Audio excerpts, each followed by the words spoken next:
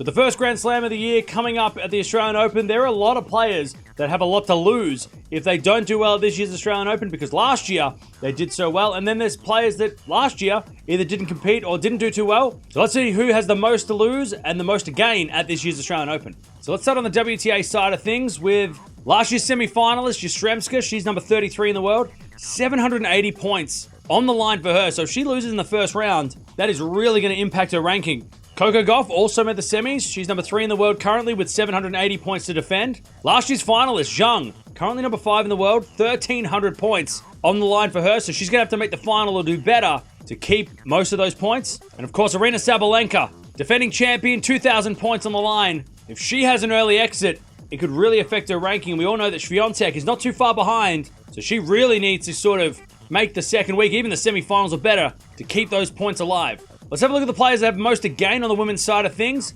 Elena Rybakina lost in the second round last year. Number 6 in the world currently. Of course, she made the final here a few years ago. Very capable of doing the same, so a lot to gain for her. Mukova didn't play last year. 21 in the world currently. No ranking points to defend. And we saw what she did at the US Open, making the semifinals there. So definitely could make a run here and improve her ranking. Iga Swiatek, number 2 in the world at the moment. Lost in the third round last year. 130 points on the line. If she does make the second week or better by making it to the semis or so, she could really close the gap with her and Sabalenka. And Pegula, last year's finalist at the US Open, lost second round, number 7 in the world. She's done really well here before as well, so a lot of points to gain for her as well, and potential ranking spots if she does well. Over to the men's side of things now, and the most to lose at this event, Alexander Zverev, number 2 in the world, last year made the semifinals, 800 points on the line for him. If he doesn't replicate that or do better. Novak Djokovic, also a lot of points on the line, number 7 in the world, 800 points as well from last year's semi-final. Daniil Medvedev, number 5 in the world currently, he made the final, 1,300 points to defend for him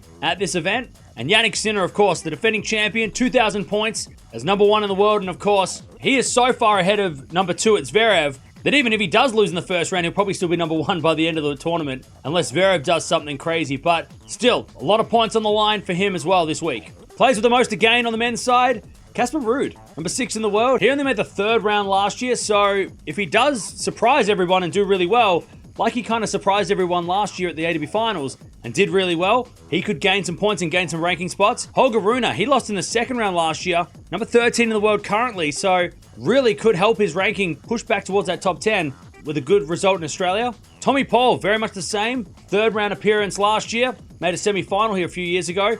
Currently 14 in the world, but if he makes the second week, could really help his ranking. Jack Draper, number 18 in the world currently. He's made the second round last year, and of course made the semi-finals of the US Open. So we're all expecting Draper to do well this year, and this is a massive opportunity for him to push closer towards that top 10. So there it is, the players with the most to gain and the most to lose at this Australian Open. Let me know that comments below.